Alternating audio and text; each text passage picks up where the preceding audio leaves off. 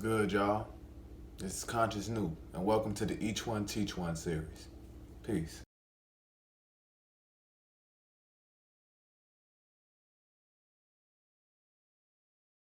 We were a race of kings when the white man crawled around on all fours over the hills of Europe. Do they know who they are? Too black, too strong, too black. If your goal is to attain knowledge of self, how do I do that? This is the analogy that I use.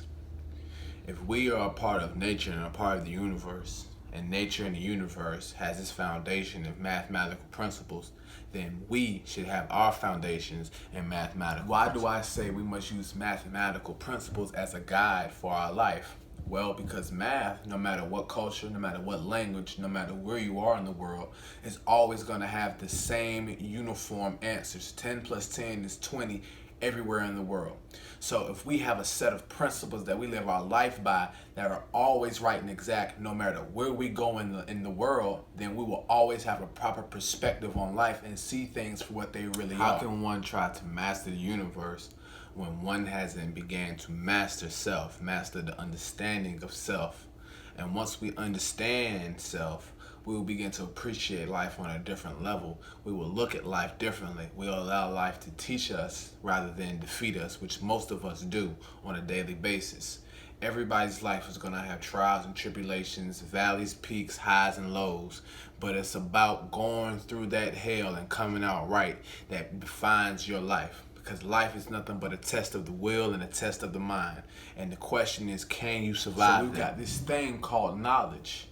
And what knowledge is information we take in through our five senses that allows us to look, listen, and observe. And all of the information that we take in, we apply it to our life and we walk it and live it, and that's called wisdom. And after that, the understanding can be seen. I decided to live by a culture that requires action out of me, requires me to stand up and be a man, requires me to stand up and live the right way, requires me to walk it like I talk it and be God like everyone claims to be.